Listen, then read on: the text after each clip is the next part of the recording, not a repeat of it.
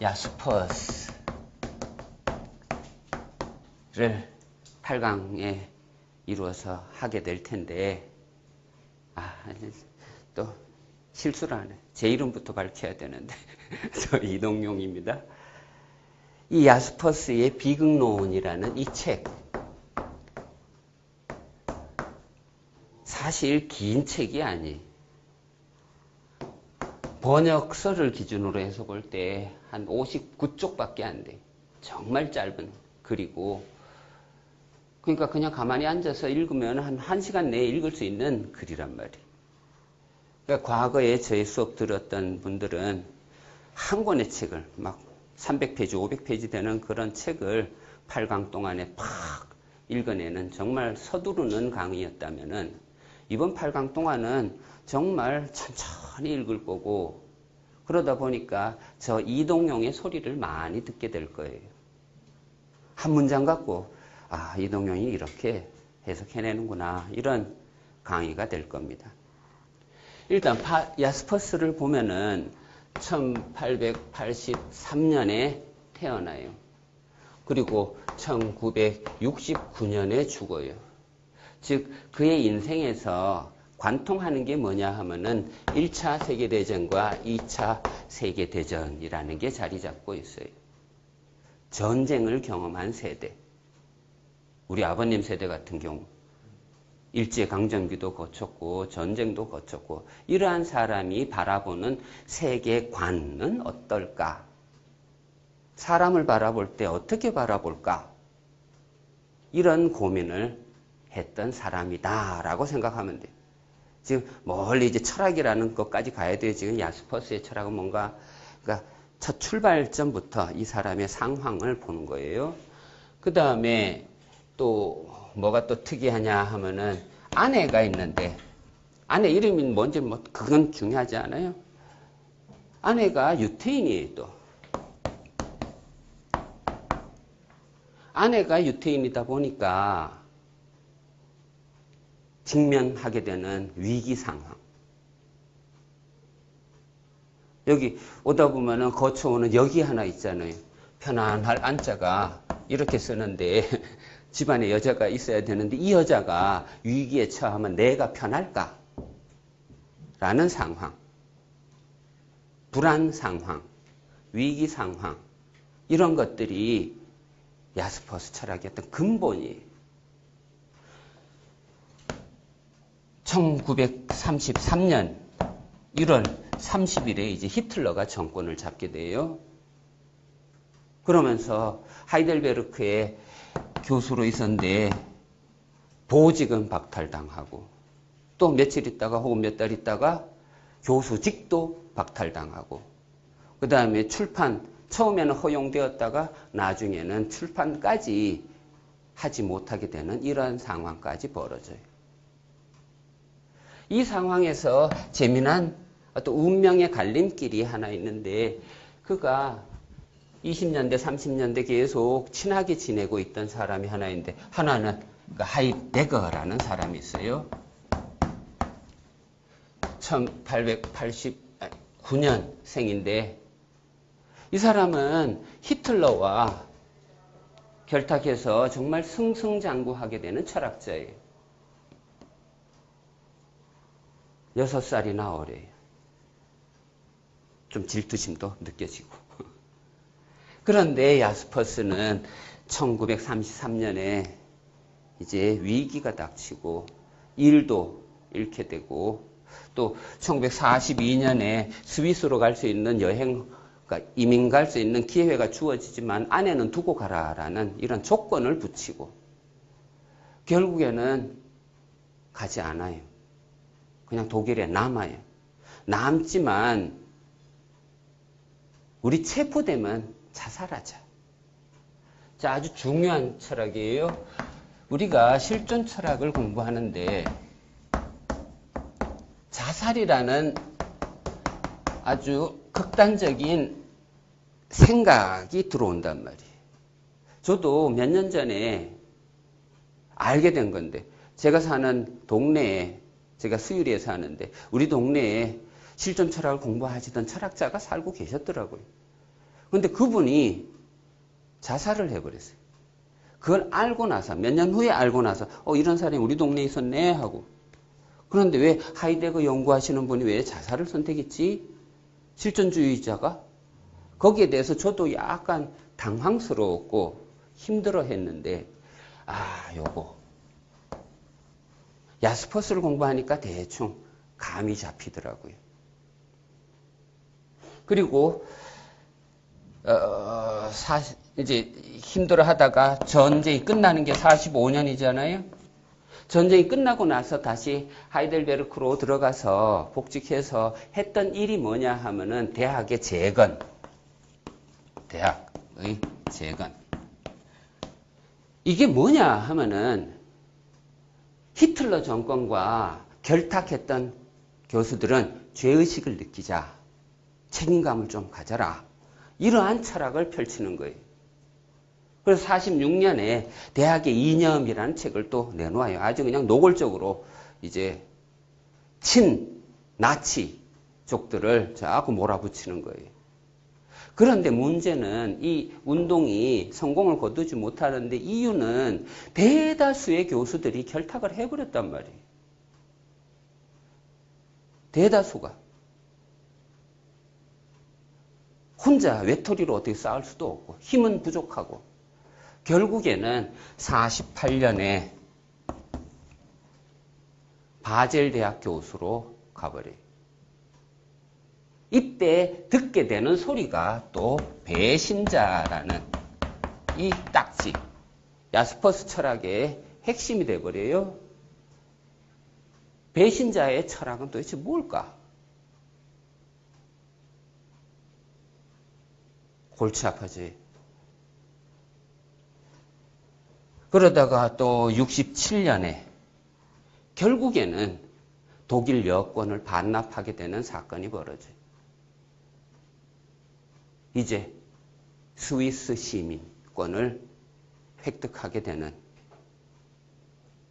그래서 69년에 이제 죽게 되는데 한 30권 정도를 남겨놓고 세상을 떠나요. 이제 우리가 해야 할 일은 그가 남겨놓은 그 글 속에서 도대체 그는 어떤 철학적인 길을 걸어갔는가?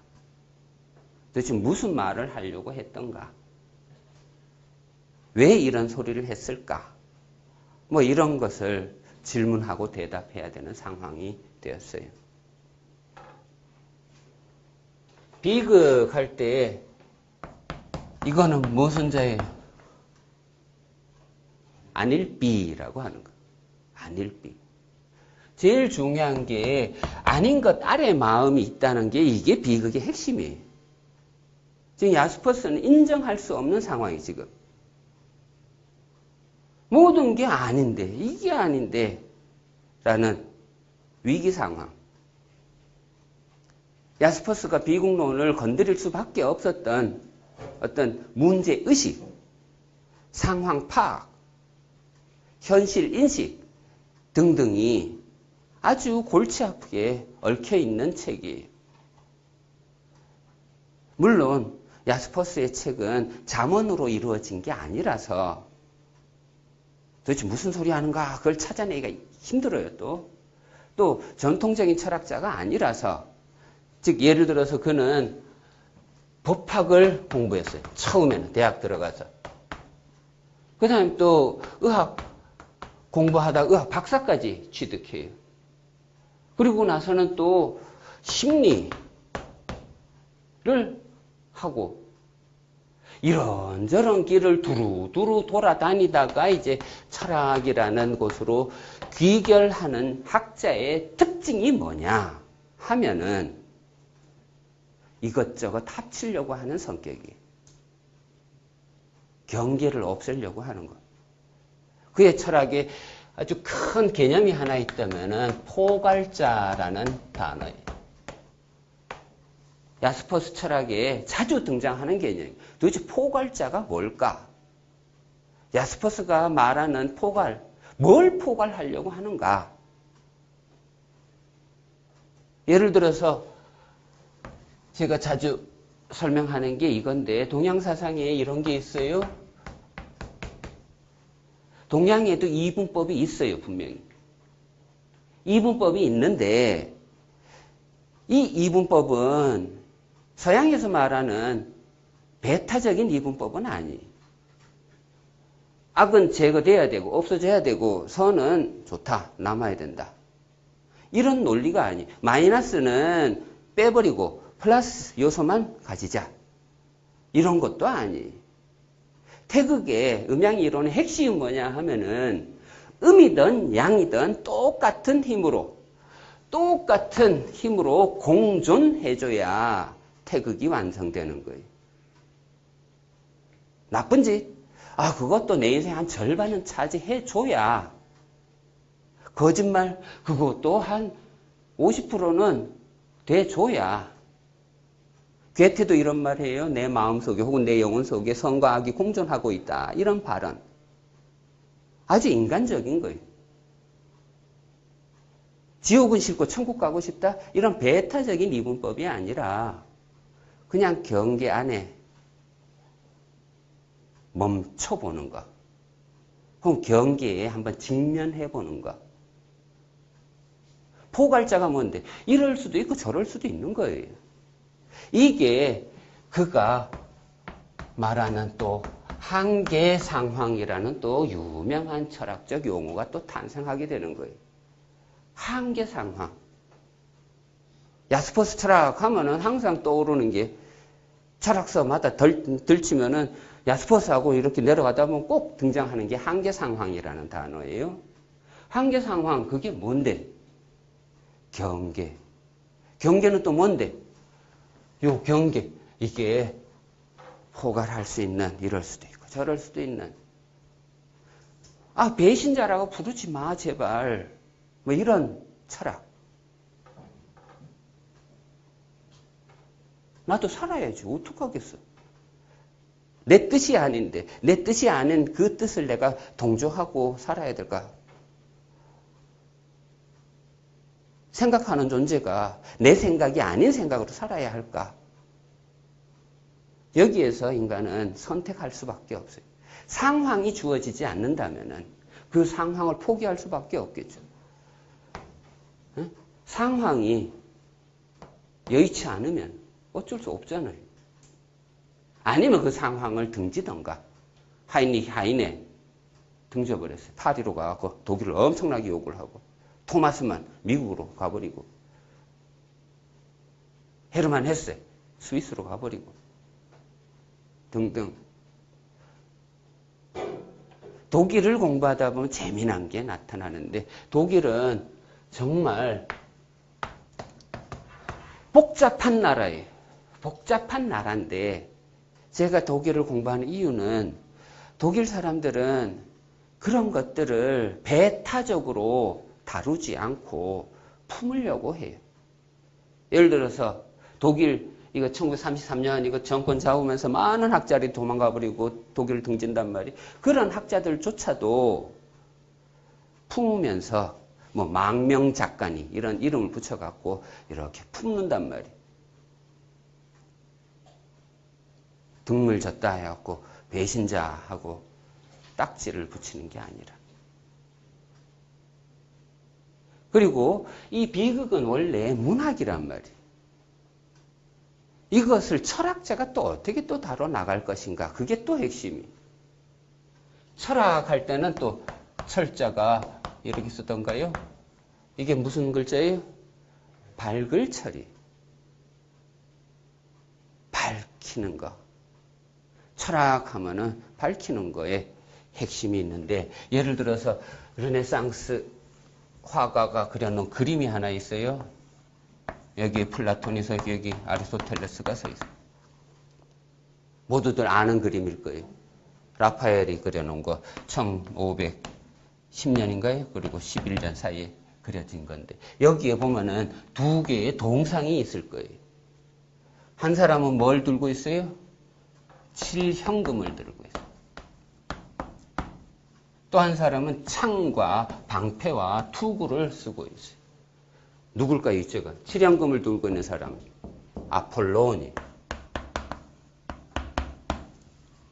플라톤은 뭐라고 주장했냐 하면 나는 아폴로온의 아들이다 라고 얘기했어요. 즉 아폴로온은 나의 아버지다 라고 얘기했어요. 플라톤은 자기 저서에서 오로지 소크라테스만 얘기했어요. 소크라테스 철학은 그 플라톤 철학이에요. 그냥 소크라테스 철학에서 핵심이 되는 게 뭔데? 그거는 아폴론을 이해하면 돼요. 아폴론 신전, 델피에 가면 아폴론 신전이 있대요. 아폴론 신전에는 문장이 3개나 있었대요. 첫 번째 문장이 너 자신을 알라. 너 자신을 알라였고, 두 번째 문장이 절제하라였고, 세 번째 문장이 빚지지 말라. 빛이 있는 곳에 벌써 화가 있노라. 뭐 이런 말이. 이 3가지 다 플라톤이 자기 저서에서 다 밝혔어요. 첫 번째, 너 자신을 알라는 소크라테스 철학의 대전제가 돼요.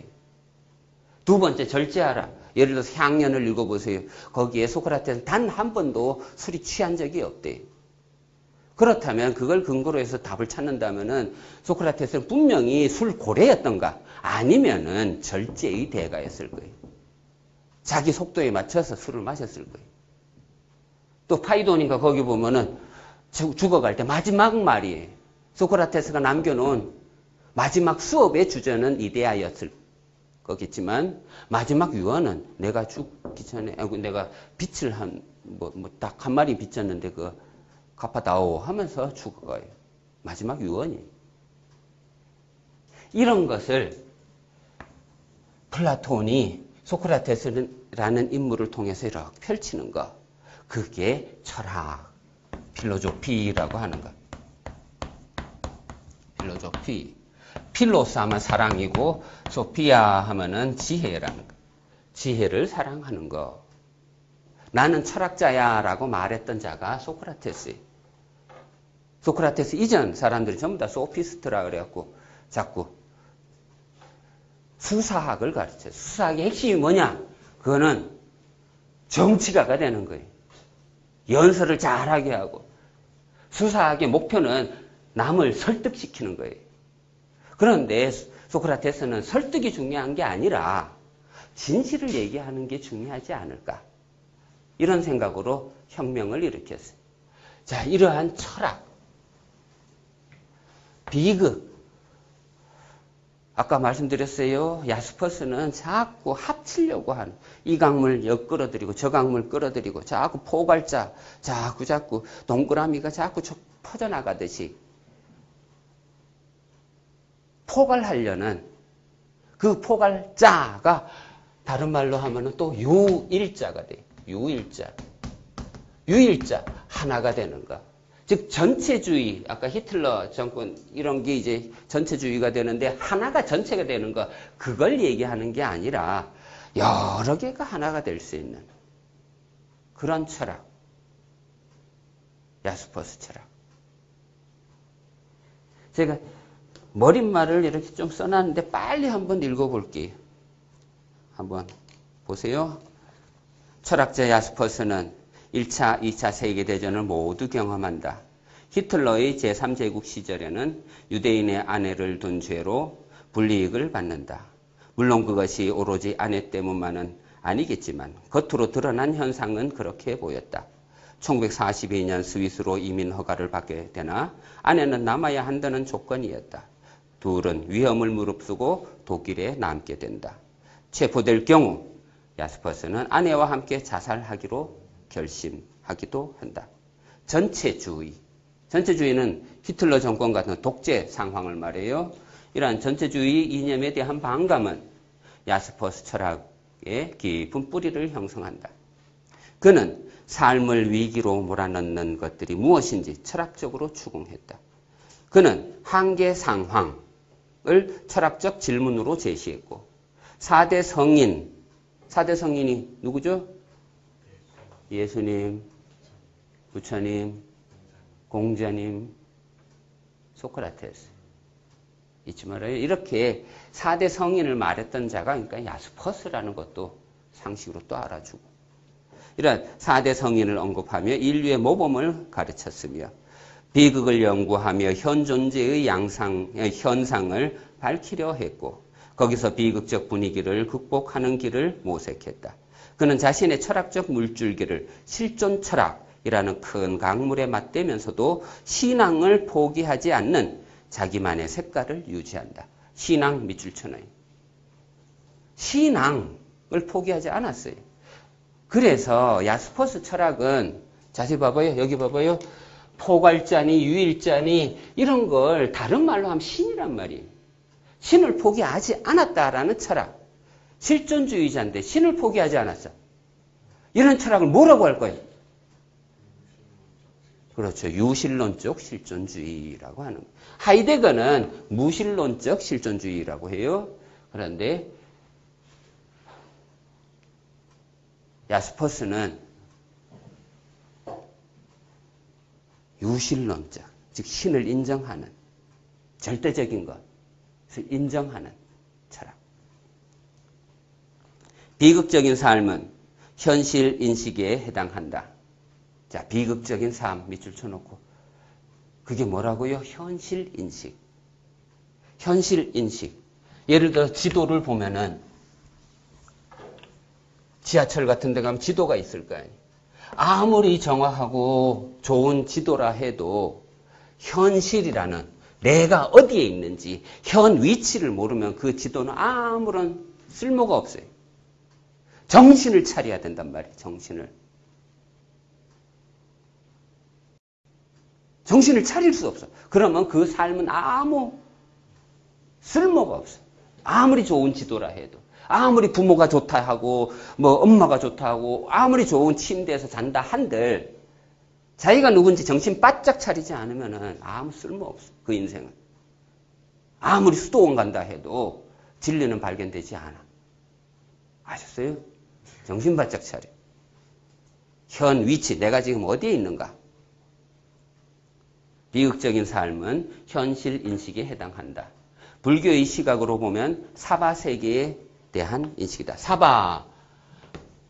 삽하라고도 하고 사하라고도 하는데 이 사바라는 이 말, 사바세계라는 것은 참고 견디는 세계라는 거예요. 우리가 살아가는 세상은 참고 견뎌야 하는 세상. 예를 들어서 절에 가면 성화를 자주 보죠. 성화. 뭐가 성화인데? 진흙에 뿌리를 팍 박고 있는 거. 진흙에. 우리가 더럽다고 하는 거. 이 세상을 버리면 안 돼요. 이 세상에 뿌리를 박고 그 다음에 견뎌야 돼. 얼마나 견뎌야 돼? 나도 몰라요. 개인마다 다 달라. 누구는 10년이 걸릴 수도 있고 시타르타는 6년 걸렸어요. 피타고라스는 정의 내린데 5년이나 침묵했대요. 아니면은 달마대사는 9년이라는 세월을 면벽 수련을 했어요. 사바세계 견뎌야 된다. 견디면 나중에 꽃으로 피어나는 거예요. 사바세계에 대한 인식이다. 참고 견뎌야 하는 이유를 깨닫는 것이다. 기독교의 시각으로 보면 헛되고 헛되며 헛되고 헛되니 모든 것이 헛되도다 하는 인식이 그것이다. 공자의 시각으로 보면 지학, 이리, 불혹, 지천명, 이순 그리고 종심, 소욕, 불유구 등의 반대 증상에 대한 인식이 이에 해당한다. 즉 반대, 예를 들어서 15세가 되면 지학, 배움의 뜻을 둔다. 반대로 생각하면은 배움의 뜻이 없는 거예요. 즉 공자가 하신 말씀은 깨달은 자의 삶이지 대중들은 의식이 잠자고 있어요. 눈이 흐름뭉텅해져갖고 의식은 잠들어 있어요. 또 32일입 독립한다 했지만 독립할 생각도 없고 엄마 보고 밥 내놔 그러고 또 불혹 40이 됐는데 유혹당하지 않는다고요? 아니 40쯤 되면 바람만 불어도 정말 농담인데 바람 피우고 싶어요. 50세 지천명 운명을 안다고요? 아니에요. 50이 돼도 자기가 누군지도 몰라. 62순 귀가 순해진다고요? 아니야. 무슨 소리를 들어도 다 귀에 거슬려요. 그래서 싸우려고 하고. 70. 종심소욕 불유고 자기 마음대로 한다 해도 법대로 행동한다고요? 아니에요. 이제는 무슨 짓을 해도 다 법에 저촉되는 나이가 돼버려요. 이런 반대의 증상에 대한 인식이 이에 해당한다. 공부에 대한 뜻도 없고 독립에 대한 의지도 없으며 바람만 불어도 매 순간 하염없이 흔들리기만 하고 도대체 자기가 누군지도 모르며 무슨 소리만 들어도 기분이 나쁘고 뭘 하든지 법에 저촉된다는 그런 인식 말이다. 소크라테스의 시각으로 보면 자기 자신도 모르고 살아가는 가련한 삶에 대한 인식이 그것이다. 인간의 삶은 비극적이다. 자, 이걸 밑줄 쳐놓고 우리 8주 동안 고민해야 할 것입니다. 인간은 비극적이다라는 것. 이걸 이해해야 돼. 8주 동안. 남을 불평한다거나 세상을 불평한다거나 그게 아니라 지금 야스퍼스의 철학을 통해서 우리가 도전해야 할 것은 이 비극적인 삶을 어떻게 감당할 것인가? 어떻게 헤쳐나갈 것인가? 거기에 집중을 해달라. 하지만 그 비극적인 삶을 어떻게 살아야 할까? 의미 있는 삶. 그것이 문제인 것이다. 자, 의미 있는 삶도 밑줄 쳐놓고. 만약에 아까 야스퍼스가 자살을 생각하기도 했단 말이에요. 의미 없는 삶이라고 생각될 때는 결단을 내릴 수밖에 없어요. 정말 용기 있는 결단. 비극론, 유버다 스트라규시. 이 책은 실존에 대한 질문을 품고 있다. 실존의 현상과 본질을 다룬다. 자, 현상. 제가 자주 설명하는 건데 이쪽을 현상이라고, 이쪽을 본질이라고. 현상은 다른 말로 하면 실존이라는 철학적 용어로 설명이 되는 거예요. 진짜 존재. 이쪽은 형이상학적 존재. 뭐 이데아, 플라톤 사상으로 하면 눈에 보이지 않는 것. 이쪽은 삶의 현장이라는 것. 현실이라는 것. 어느 쪽을 선택하느냐에 따라서 철학은 이제 갈라지는 거예요. 플라톤은 이쪽에 방점을 뒀어요. 플라톤 입장에서 보면은 삶의 현실은 전부 다 그림자라고 폄하했어요. 실존주의자들은 이쪽에다 섰어요. 이쪽에 방점을 둠으로써 말로만 설명하는 거 다 필요 없어.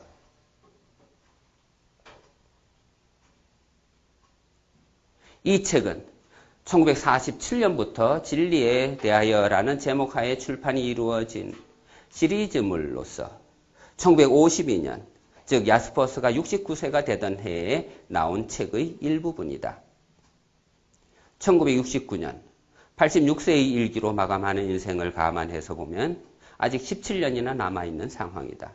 여전히 전성기의 생명력을 유지하고 있을 때다. 하지만 스스로 고백한 것처럼 평생을 약한 몸으로 살아야 했던 철학자의 건강 상태를 비추어 볼 때 언제 죽을지도 모르는 상황도 염두에 두어야 할 것 같기도 하다. 그러니까 몸이 약했기 때문에 또 등장하는 독특한 철학적 사상이라는 게 있어요. 세상을 바라보는 독특한 상황이 벌어지는 게 있단 말이에요. 그걸 찾아내는 게 우리들의 임무고. 1902년 19세의 청년 야스퍼스는 스위스의 질스 마리아를 들리기도 한다. 자, 질스 마리아 밑줄 쳐놓고. 질스 마리아가 어디냐? 알프스산. 알프스산. 평균 고도 5,000m. 정말 높은 곳. 도시로부터 멀 떨어져 있는 곳. 보통 우리가 공부한다 할 때 막 산으로 들어간다 이런 뭐 격언 비슷한 게 있잖아요. 질스 마리아라는 곳에서 탄생하는 게 자라투스트라예요. 질스 마리아에서 니체는 영원 회귀 사상을